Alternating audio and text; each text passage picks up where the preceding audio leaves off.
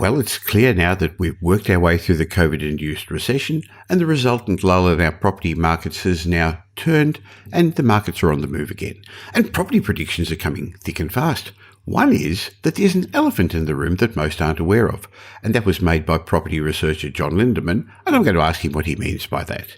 But beforehand, I'm going to give you the answer that I gave to a journalist who recently asked me, why are property values going up at the moment when wages aren't going up and when unemployment's still high? I think you're going to get some insights from that answer so that you can hear what's ahead for our property markets and you can make your own plans as well. And of course, I'm going to share with you my regular mindset message. So welcome to today's episode of the Michael Yardney podcast. Welcome to the Michael Yardney podcast, where twice each week you will learn a number of new ideas regarding success, property investment and money in around 30 minutes. Our show is brought to you by Metropole, who specialise in helping you grow, protect and pass on your wealth through strategic property and wealth advice. Now here's your host, Michael Yardney, Australia's authority in wealth creation through property, who has been voted one of Australia's top 50 most influential thought leaders.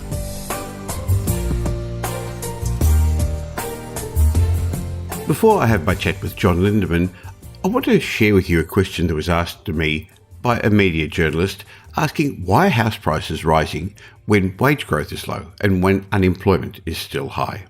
Now, just to make things clear, this is not the same question as why are house prices so resilient? Why haven't they dropped much during the downturn, during the coronavirus-induced recession? The answer to that one's easy. House prices are never as volatile as the share market. Stocks go up and down quickly, but this time round, government intervention to support jobs and the economy and the provision of mortgage deferrals from the banks for homeowners and investors, well, that meant that there were very few property owners who felt mortgage stress. And in Australia, we had minimal, if any, distressed sales. So house prices remained resilient during the downturn. But the big question I'd like to discuss with you today is a different one. This question asked to me by the media: why are house prices still increasing in some locations? Now, the latest CoreLogic figures show that median house prices have increased in every capital city around Australia recently, but that doesn't reflect the strength of certain segments of the market, in particular the higher end properties, which have increased in value considerably. Well, my answer to the journalist was simple. Swelling disposable incomes at a time of falling interest rates and therefore lower property holding costs have left many borrowers much better off than they would have been a year ago. And we know that property is a game of finance, and if credit is easy and if holding costs are low, property values go up. Now, just like the health consequences of coronavirus didn't affect us all equally, with some groups in the community more vulnerable than others, with the health consequences, similarly, the COVID economic impact and the resultant recession hasn't affected us all equally either. You've heard me say it before on this podcast, we're all in the same ocean, but we were not in the same boat. Unfortunately, unemployment has risen, but the job losses have been disproportionately high amongst the lower income earners, amongst casual workers, and a lot of people lost their second job. Many of these people weren't typical homeowners, they're more likely to have been tenants. This meant our rental market suffered this year, with vacancies particularly high in the inner city apartment markets. Interestingly, vacancies for houses have been low. The demand for houses have been strong. But as I was getting at, vacancies in the rental markets have suffered. But on the other hand, around 90% of Australians still have a job, and many of them are better off financially with more disposable income than they've had for a long time, even if their wages haven't gone up. And if you add to that, in the last month or so, many workers will have seen their pay packets go up because of the newly introduced tax cuts. According to the latest credit and charge card data released by the Reserve Bank, Australians have wiped a staggering $7.3 billion off their personal credit card debt this year. At the same time, Australians are drowning in cash. They've stashed more cash in their bank accounts than for a long, long time. Household deposits in financial institutions are up almost 12% over the year. In other words, we've amassed close to $100 billion in savings as a buffer against COVID. In September alone, $16.5 billion flowed into bank deposits. What all this means is that Australians have had more disposable income and they've put it aside just in case the worst came to worst. Fortunately, that didn't happen. And now Australians are seeing this as a great time to buy property.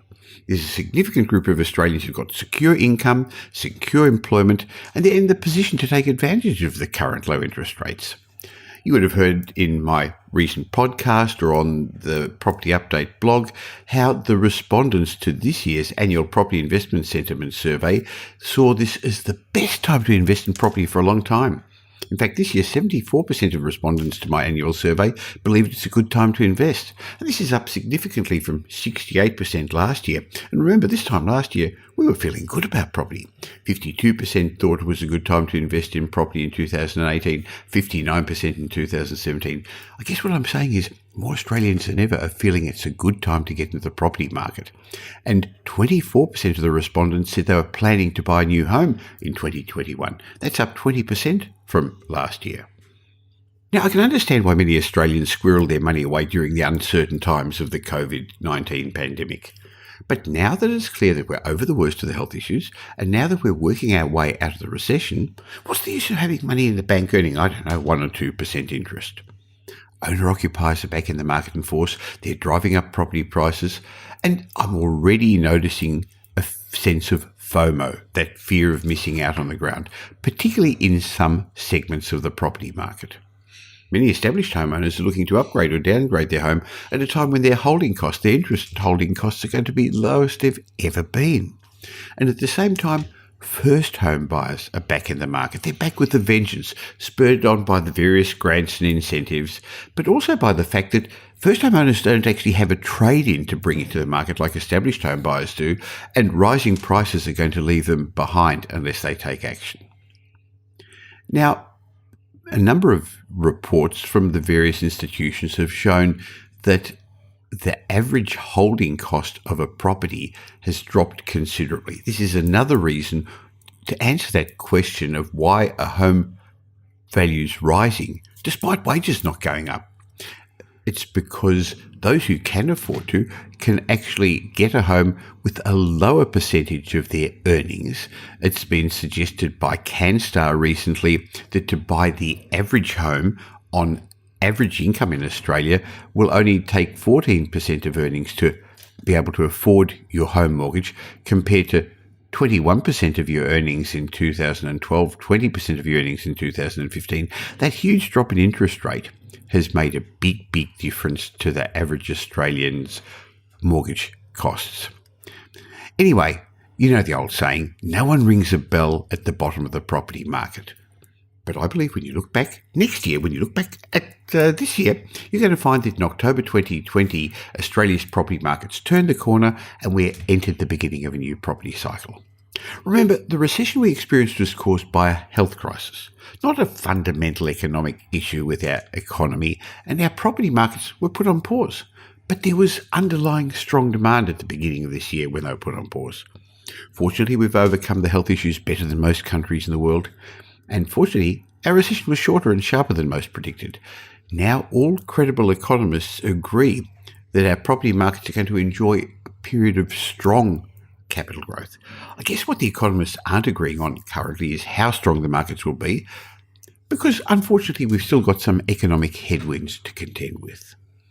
So putting all this into perspective, if you've got a secure job, if you've got security of income and you're looking to upgrade your home or downgrade your home if you're a baby boomer and the family's moved out, or particularly if you're looking at getting involved in property investment, this is a great time, and it's probably the best time for a long time to get into the markets. Sure, a better time would have been 6 months ago when everyone was worrying about COVID and property values dropped, but our buyers agents on the ground in the big capital cities are finding that there aren't any bargains in the investment grade markets, but currently there are home buyers and investors out looking for good stock. There's a flight to quality. A-grade properties, investment grade homes are selling well, are selling quickly. But when you look back at a year's time, you're going to think, hey, that was a good price. So if you're serious about getting into the property markets, you need more than the buyer's agent to help you, because they've got a vested interest. Many buyer's agents, they're only going to buy in their patch. You're going to need more than the property strategist, because In the challenging times ahead, and we have got challenges ahead, I believe you're going to need a more holistic approach. And I'm proud to say that's what my team at Metropole provide. Why not go and have a look at metropole.com.au and you'll understand how we have wealth advisory, financial planning, buyer's agency, property management, renovations, development. But it all starts with putting a plan together so that it's a strategic approach. We treat your property investment like a business. Go to metropole.com.au. I look forward to being part of your wealth creation journey.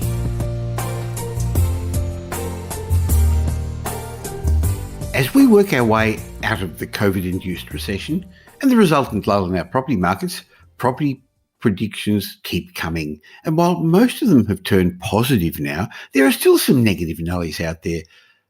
However, one respected researcher believes there's an elephant in the room that many people just haven't been paying attention to, and that happens to be John Lindeman. Oh, look, just to make things clear, John isn't the elephant. He's that widely respected Australian property market analyst. John's had over a decade of experience researching the nature and dynamics of the various asset classes. He's worked with some very large data houses, and he's a regular contributor to Property Update, to your investment property magazine, and a regular guest on this podcast. So, welcome, John. Hello, Michael, and hello, everyone. It's great to be here. Now, John, it's been an interesting year and we're almost at the end of it. In one of your recent blogs on our website and on your website, you suggested there's an elephant about to make its presence felt in the property market. You said it's a potentially significant game changer. So what is it? What are you talking about?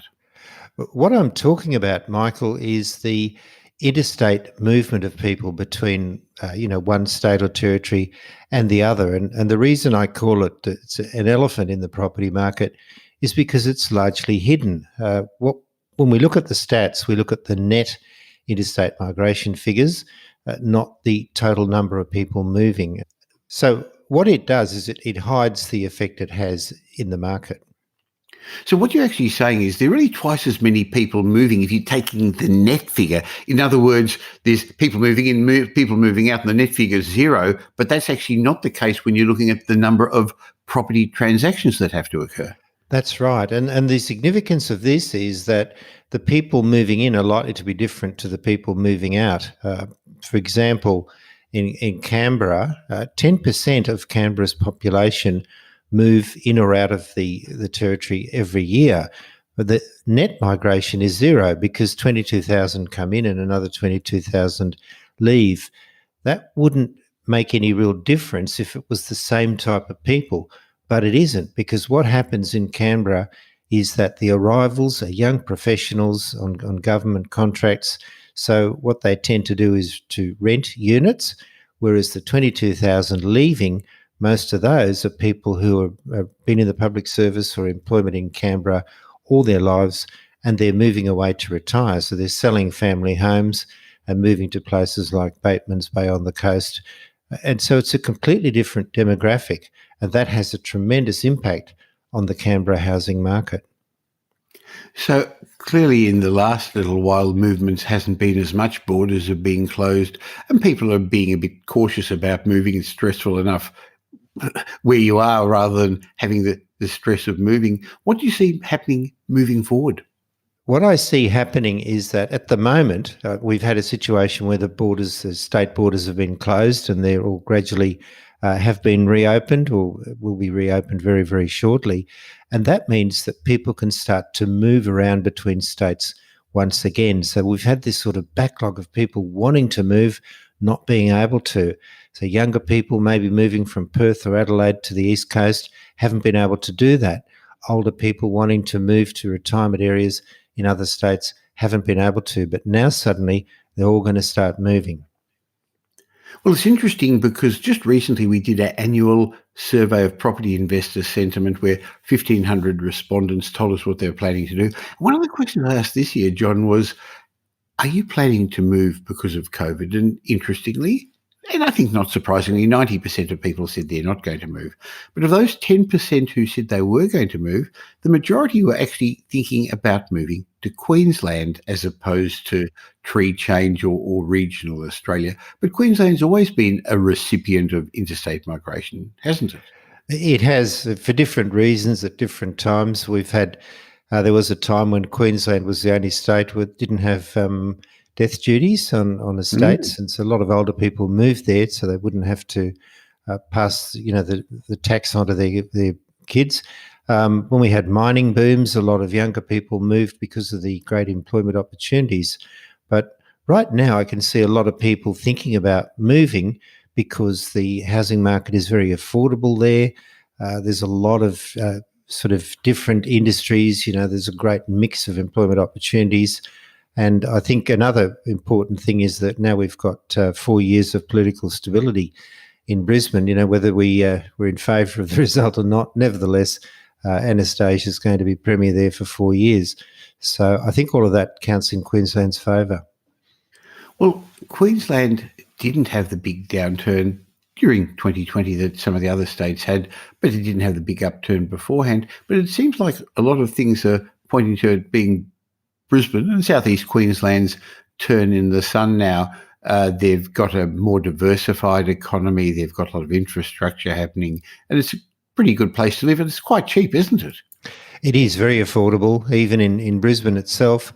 I think when you look at the upper priced areas of Brisbane, they still really haven't got over the effects of the flood that occurred there. Those areas near the rivers are still much lower priced than similar types of areas in other capital cities. And when you look historically at the price relationship, it's quite interesting because there have been times when Brisbane's median house price has been almost the same as Sydney, and at the moment it's about half that of Sydney. So you think, well, either Brisbane's going to go up or Sydney's going to go down, one of the two. And I know what I'd be betting on. Well, I don't think Sydney's going to go down. Interestingly, wages are probably a little bit higher in Sydney also, but there's no doubt that properties are more affordable in Brisbane. It's a different lifestyle, and that's good. Currently, John, there's a lot of media focus on housing demand and on prices, but I'd like to also have a look at the other side of the equation, the supply side of the equation, because I know from your research you look carefully at the supply and demand factors. I think you believe that that's probably one of the most important factors in determining which way property prices are going to head. I think, you've got to look at both sides of the equation. And unfortunately, developers have had a pretty bad rap. We've had a lot of talk about unsafe, high-density apartments, especially in Sydney, the fact that they encourage speculative investment. But when you look at our towns and cities, most of the attractive sort of development and redevelopment and gentrification of areas that's occurred has been because of property development. So there is a very good side to it, and it's a much maligned part of the property market, which I think doesn't deserve that. Well, there's no doubt that there have been some poorly built developments, and there have been others that have been aimed at overseas investors who had different ideas in mind to what maybe local homeowners would have. But now with the restriction of how many foreign investors there are coming into the country, and at the same time how many properties you can sell in any development to foreign investors, I can see that the next round of development, which unfortunately is going to have quite a lag behind it, but the next round of development is going to be better class of apartments, but also it's going to end up being much more expensive, isn't it?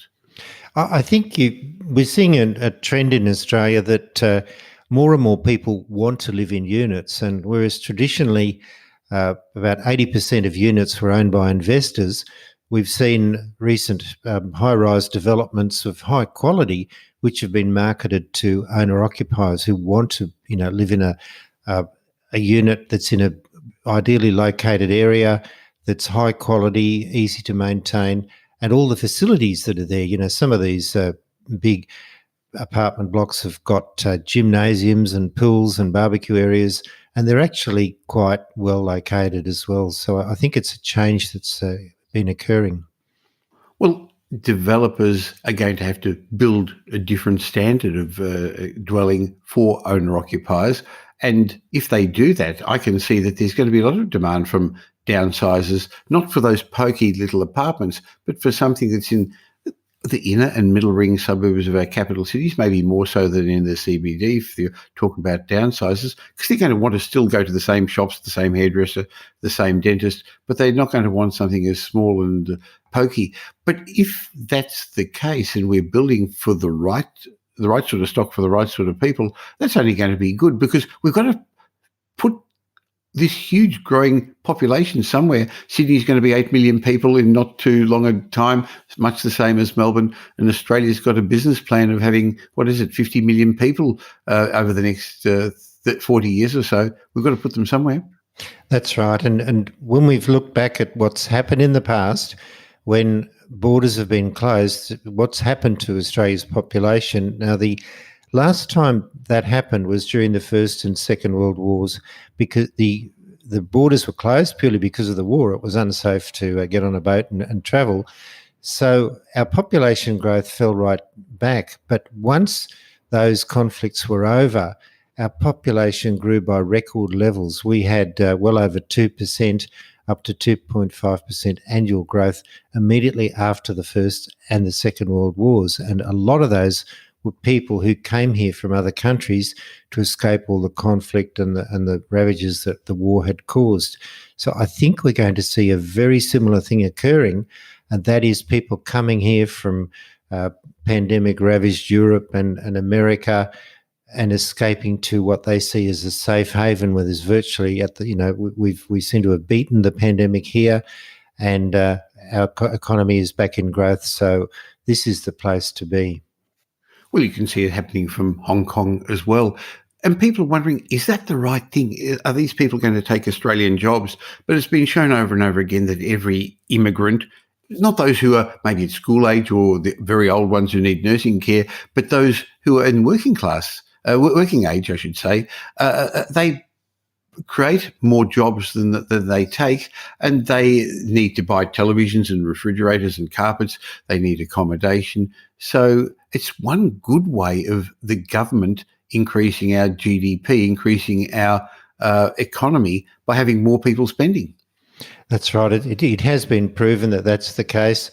And our biggest economic booms have been during such times. And of course, the increase in population has led to a rise in housing demand. And so we get this rise in demand. Now, the problem with that, Michael, is, of course, the developers tend to lag behind the demand. Well, it's a long time between when you first come up with the concept of high-rise development and the time it's completed. So if you want to build in bulk, you've really only got two choices: on the outskirts of the city where you build new estates, or inside where you're building, right in the middle, where you're building those high-rise towers. And in both cases, there's quite a long period of getting approval, getting finance, making the sales, doing the construction, and then getting people in. I guess that's why we have the boom and bust cycle, John, or one of the reasons. Yes, it's got a lot to do with it. I had a good look at what happened on the Gold Coast during the last boom and after that. On the Gold Coast high-rise unit market, there was tremendous demand in the early, leading sort of from 2003 up to 2006-07, and that was mainly overseas buyers who were buying off the plan units, and the demand just went through the roof. And of course, developers started selling or pre-selling units off the plan to these overseas investors. Now, as long as the dynamics don't change, there's no problem with that. But of course, what happened in 2008 was the global financial crisis, and that meant that the demand for units from overseas investors completely collapsed. And of course, all these units still had to be built, but there was no longer any demand for them. And so what we saw was unit prices fall on the Gold Coast in 2008, 9 and 10 by around 40 to 50%. It was quite one of the worst crashes we've had in a major market. Now, what happens with developers is after they experience something like that, they're very, very careful about going into such a market again. So it's really only been in the last few years with the opening of the G-Link, the light rail that's going all the way down. Yeah, that's increasing demand. Of course, the Commonwealth Games in 2018. So the whole market is now building up. Demand is increasing dramatically, but the development side has yet to catch up to that. So that's not just in the Gold Coast, but there's actually very few cranes in the other capital cities at the moment. So that extra supply will be slowly soaked up, and every boom sets the tide for the next downturn, just as at the moment the challenges we've had is setting the scene for the next property upturn. And I know in our private chats you were suggesting that we're likely to see some really good times ahead next year in 2021. I think so, especially once the international borders are open. But even before then, I think you can do well if you invest in areas that don't rely on housing demand from overseas arrivals. Other areas will do very well. And then, of course, once the international borders are opened, I think we're going to see a massive rise in housing demand and economic growth. And I think we'll be looking ahead and then looking back in the future and say that was a wonderful time to invest in property. Well, you and I have been around long enough to remember how difficult it felt during the global financial crisis. We had the perspective, already being older than some of the others, to say, no, it's actually not that bad. This is a good time to get in, just like it was in the 1990s downturn as well. So I agree with you. People are going to look back, and we'll have mixed recollections of 2020, but those who've actually set themselves up, those who had the foresight to have a long-term view, are going to do well. It's the old saying that Warren Buffett said, isn't it? Be fearful when others are greedy, and greedy when others are fearful. That's right. It's never been a more apt saying than that right now. Sure. So there's a couple of trends to watch out for. Once the borders open, once life gets more normal, there's going to be the interstate migration that's going to create the demand for certain sorts of properties. Once the international borders open, which is going to be a lot longer, of course, that means there's going to be a demand from immigrants, from students, and that's also, let's hope the tourists all come back as well and help our economy. So, John, thanks for those thoughts. It'll be interesting to see how they all transpire. Look forward to catching up with you and having a chat again real soon. Thanks, Michael. It's been an absolute pleasure.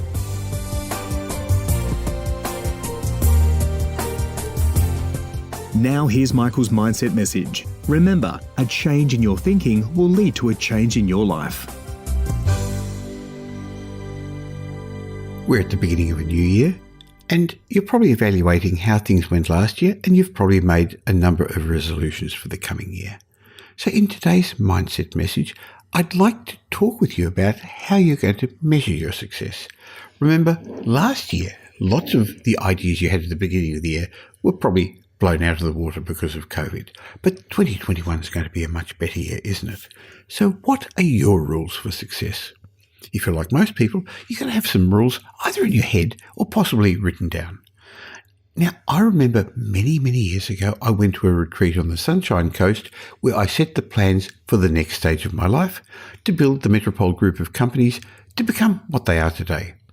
I pictured what I'd need to do to become Australia's leading expert in wealth creation through property.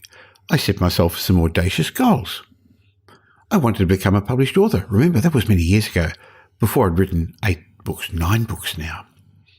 I wanted offices in the 3 big capital cities. Remember, this is when I was still working from home with Pam. I wanted 100,000 subscribers to my newsletter database. At that time, I didn't have a newsletter. Last year, over 2.5 million unique people read my newsletter. I wanted to be in the media. This was before I had regular segments on radio and podcasts and blogs. I'd set myself up a whole heap of criteria to measure my success. But as I grew my business, as I grew personally, I had doubts about my success because I didn't fulfill all of those criteria straight away. At times, I didn't feel the success I should be feeling, not for the levels of achievement that I'd already achieved. At times, I felt doubt. I felt fear. I felt a little bit insecure. Can you relate to that? But then again, that was many years ago. And my business coach at the time, and I've always had business coaches and they've helped me through these challenges, my business coach at the time asked me to do an audit of my own personal rules of success. And they're extremely high. I couldn't go from being unknown in the real estate community to being the most respected expert straight away. Sure, I'm there now, about 25 years later. I couldn't build a database of hundreds of thousands of subscribers in a few years. But as I said, I've achieved much, much more than that now. I couldn't write 1 or 2 books and now 9 books and get in the media straight away. but I've achieved that now. However, what I'm trying to say is at the time I set myself some audacious goals that were unrealistic for me. And the biggest challenge I had was that I used the word "and" to connect my goals. I had to achieve this and that and that. So if any one of my goals weren't achieved, as unrealistic as some of those goals were, I didn't feel successful. So the big breakthrough I had, and I'd like to share that with you today, is I changed my rules for success. The first thing I did was take away the word "and." It became "or." I was able to feel proud. I was able to feel successful if I achieved any of my goals. The next thing I did was set up a whole lot of little rules of success rather than just aiming for the big final goal, which meant that any small victory I made along the way made me feel better, made me feel successful. So think about your journey in life as we enter a new year, whether it's in property, in business, in your personal life. What rules have you set yourself to judge your success? Sometimes they'll be clear to you, sometimes they're unconscious. So what are the crazy, silly, outrageous rules of success that you've set yourself that are causing you frustration? Take the time to evaluate them, to reassess them, to reset them, and make this a great year. We covered a lot in today's show, and hopefully now you've got some more direction about what's ahead for our property markets as we're moving into the beginning of a new cycle. If you got some benefit from it, I'd really appreciate it if you helped others get more insight, become more financially fluent. That's the purpose of me putting this podcast together, to stop people making the common mistakes they make with their money, with their success, and with property. So tell somebody about the show. There's a share button on every podcast app, or tell the world by leaving a review on iTunes, Stitcher, wherever you listen to this. And if I read it out, as I'm about to for Dorothy 457, I'm going to say thank you by gifting you one of my books. Now, Dorothy, if you email me, michael@metropole.com.au, I'd love to gift you a book.